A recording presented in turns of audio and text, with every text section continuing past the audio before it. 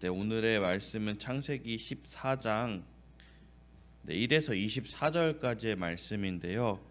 11절부터 20절까지만 보도록 하겠습니다. 11절부터 20절까지만 보겠습니다. 의 왕이 소돔과 고모라의 모든 재물과 양식을 빼앗아가고 소돔에 거주하는 아브라함의 조카 롯도 사로잡고 그 재물까지 노략하여 갔더라. 도망한 자가 와서 히브리 사람 아브라함에게 알리니 그때 아브라함이 아모리 족속 마므레의 상수리 숲을 근처에 거주하였더라. 마므레는 에스골의 형제요 또 아넬의 형제라. 이들은 아브라함과 동맹한 사람들이더라. 아브라함이 그의 조카가 사로잡혔음을 듣고 집에서 길리고 훈련된 자 318명을 거느리고 단까지 쫓아가서 그와 그의 가신들이 나뉘어 밤에 그들을 쳐부수고 다메섹 왼편 호바까지 쫓아가 모든 빼앗겼던 재물과 자기의 조카 롯과 그의 재물과 또 부녀와 친척을 다 찾아왔더라. 아브라함이 그돌라오멜과 그와 함께한 왕들을 쳐부수고 돌아올 때 소돔 왕이 사회 골짜기 곧 왕의 골짜기로 나와 그를 영접하였고 살렘 왕 멜기세덱이 떡과 포도주를 가지고 나왔으니 그는 지극히 높으신 하나님의 제사장이었더라. 그가 아브라함에게 축복하여 이르되 천지의 주제이시오 지극히 높으신 하나님이여 아브라함에게 복을 주옵소서. 너희 대적을 내 손에 붙이신 지극히 높으신 하나님을 찬송할지어다. 아브라함이 그 얻은 것에서 10분의 1을 멜기세덱에게 주었더라. 아멘. 네, 말씀을 함께 나누기 전에 찰스 스펀전 목사님의 믿는 자의 삶에 나타난 믿음의 승리라는 책에 그 몇 가지 구절을 함께 좀 나누고서는 함께 말씀으로 이렇게 들어가 보도록 하겠습니다. 제가 한번 읽어드리겠습니다. 나라가 맞붙어 싸우고 한 나라가 다른 나라를 정복하는 큰 전쟁이 이전부터 있었다. 그러나 세상을 정복한 승리에 관해 들어본 사람이 있는가? 어떤 사람은 알렉산더 대왕이 세상을 정복했다고 말하겠지만 나는 그렇지 않다고 생각한다. 그는 모든 것을 소유한 것처럼 보였을 때 피정복자였다. 겉으로는 알렉산더가 세상을 정복한 것 같지만 실제로 그의 내면적 영혼에서는 세상이 그를 정복했다. 세상이 그를 압도하고 그의 목에 탐욕과 야심의 사슬을 메었다. 그는 뭐든지 했지만 여전히 만족하지 못했다. 그는 또 다른 세상을 이길 수 없었으므로 가련한 노예처럼 세상에 마차바퀴에 끌려다니며 울부짖고 한탄했다. 진정으로 세상을 정복한 사람이 누구인가? 그의 존재에 우리는 두려워하며 그의 말에 설복될 것이다. 마땅히 그에게 존귀를 돌리며 그의 말에 순종할 것이다. 그리스도인이 세상을 정복하는 것 역시 힘든 싸움임에 틀림없다. 이는 군복을 입고 일정 기간 군역을 마치면 영광의 면류관을 얻게 될 것이라고 어리석게 상상하는 심찬내기의 승리가 아니다. 이는 평생에 걸친 전쟁이다. 승리를 거두려면 강인한 심장과 엄청난 힘이 필요한 싸움이다. 그러나 세상을 정복하신 주님이 우리 편이신데 우리가 누구를 두려워하겠는가? 주님이 생명의 힘이시니 우리가 누구를 무서워하겠는가? 그러므로 우리는 그 전쟁에서 넉넉히 이긴다. 네, 찰스 스펀전 목사님의 책의 글입니다. 이 글을 생각하면서 오늘 말씀 속에 나타난 또 아브라함의 그 여정을 한번 생각해 보도록 하겠습니다. 그 아브라함의 여정이 계속 지나갈수록 심화되고 고조되어 가고 있습니다. 오늘 본문 창세기 14장은 이제 염해에서 일어난 그 전쟁에 관한 이야기를 하고 있습니다. 염해에서 있던 이제 한 9개 9개 이제 나라들이 그돌라오멜에게 조공을 바치던 그 나라들의 배신으로 인해 나뉘어서 전쟁을 하게 됩니다. 엘라만 그돌라오멜은 그와 동맹을 맺은 다른 왕들이 소돔과 고모라를 포함한 여러 5개의 국가들을 이제 전쟁을 선포하며 쳐들어가기 시작합니다. 결국 소돔과 고모라는 패배하였고 어제 말씀에서 롯이 선택한 게 이제 소돔과 고모라 그 땅이라고 하였죠. 그 땅에 있던 롯은 그 가족과 함께 포로로 잡혀가게 됩니다. 여기서 우리는 세상의 유혹과 위험에 빠진, 그래서 그 선택으로 풍요로운 땅, 물이 많은 땅으로 갔던 롯의 상황을 볼 수 있습니다.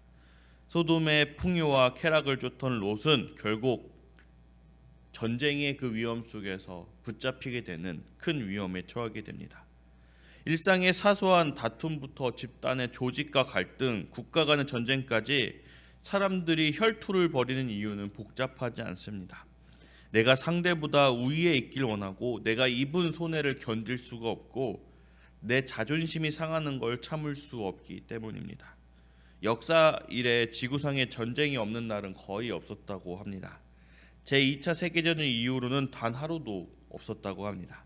이처럼 우리들의 삶에 이 세상 속에 갈등이 끊이지 않는 것은 우리 모두가 자기 중심적이지 않나라고 생각해 봅니다. 인간이 자기 중심성, 자기를 위한 것, 자기의 욕심을 위해 살아가는 그 모든 것이 이 갈등의 발단이 아닐까 생각을 합니다.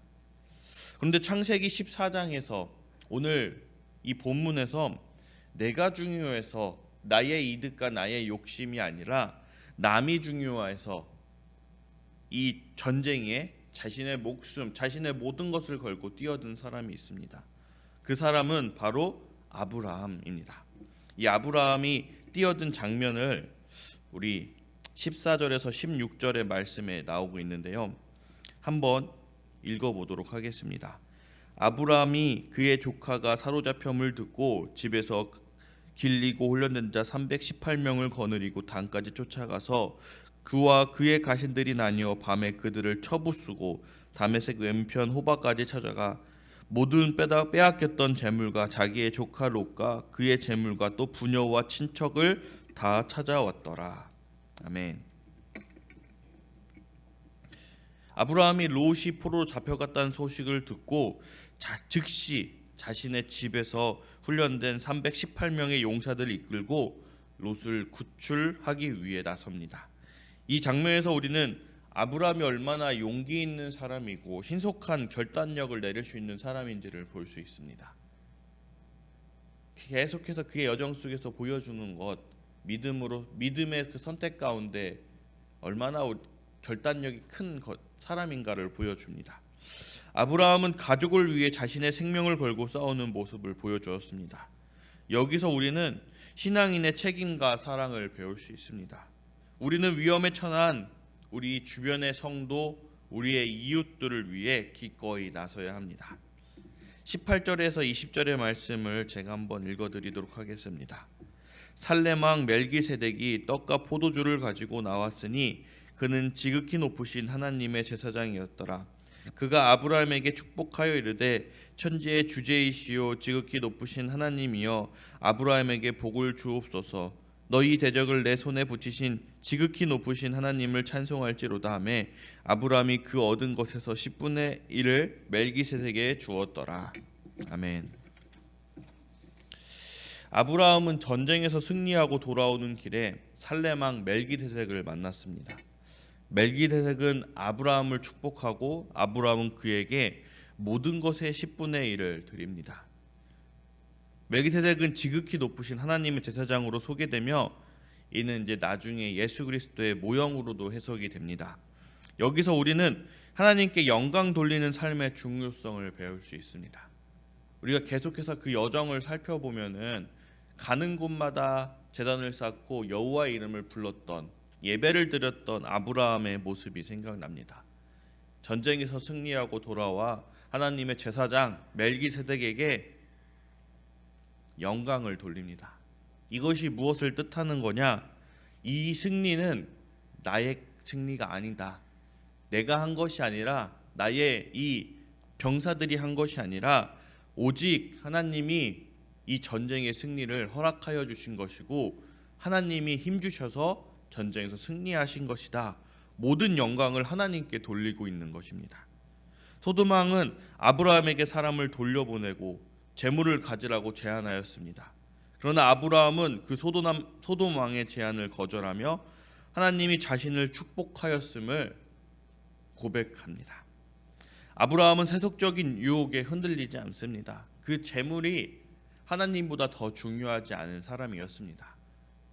하나님의 영광을 위해 살겠다는 결단을 계속해서 보여주는 사람입니다. 우리는 여기서 세상의 유혹에 넘어가지 않고 하나님의 뜻을 따르는 그 아브라함의 결단력을 또 볼 수 있습니다. 오늘 본문은 아브라함의 믿음의 용기 그리고 하나님의 신실하심을 잘 보여주고 있습니다. 우리가 오늘 아브라함의 이런 모습을 보며 삶에서 승리하며 이런 모습으로 우리 주 예수 그리스도를 보여줄 수 있는 그리스도인들이 되기를 원합니다. 아브라함은 오늘의 말씀을 통해 그 믿음의 결단력을 계속해서 보여주고 있습니다. 종종 위기와 어려움 속에 갈등과 선택 속에 무너지고 수렁에 빠지는 아브라함을 볼 수는 있겠지만 그의 믿음의 결단력은 항상 주님을 향해 있었습니다.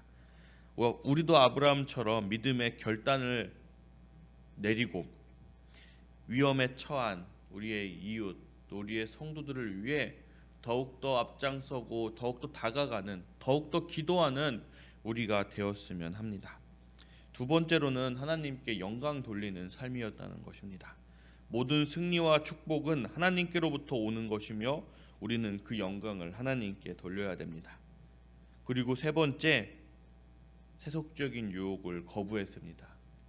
명예, 재물, 그 어떤 것도 자신이 취하지 않고 오로지 하나님께만 영광을 돌리며 세상의 유혹에 흔들리지 않는 그 하나님의 뜻만을 바라보겠다는 그 아브라함의 믿음이 우리에게 보입니다. 오늘 본문을 통해 우리의 삶에서 하나님의 신실함을 신뢰하고 아브라함과 같은 믿음의 용기를 가지고 살아가는 승리의 용사, 그 승리의 용사가 우리가 되길 원합니다. 아까 처음에 제가 들려드렸던 그 찰스 스펀저 목사님 책의 내용의 마지막을 한번 생각해 봅니다. 승리를 거두려면 엄청난 심장과 힘이 필요하다. 그러나 세상을 정복하신 주님이 우리 편이신데 우리가 누구를 두려워하겠는가? 주님이 생명의 힘이시니 우리가 누구를 무서워하겠는가? 그러므로 우리는 그 전쟁에서 넉넉히 이긴다. 세상의 전쟁의 소용돌이 속에 믿음의 싸움을 하며 그 여정을 달려가는 우리는 주님이 우리 편이신데, 주님이 가장 큰 힘이신데 무엇을 두려워하며 무엇을 무서워하며 있겠습니까? 주님이 우리의 승리이십니다. 그러므로 우리는 주님만 바라보고 주님 뜻 따르며 주님만 영광 돌리는 그 삶을 살아가면 되는 것입니다. 오늘 말씀을 통해 그 주님을 더욱더 바라보며 오늘 하루 승리하시기를 바랍니다. 기도하겠습니다.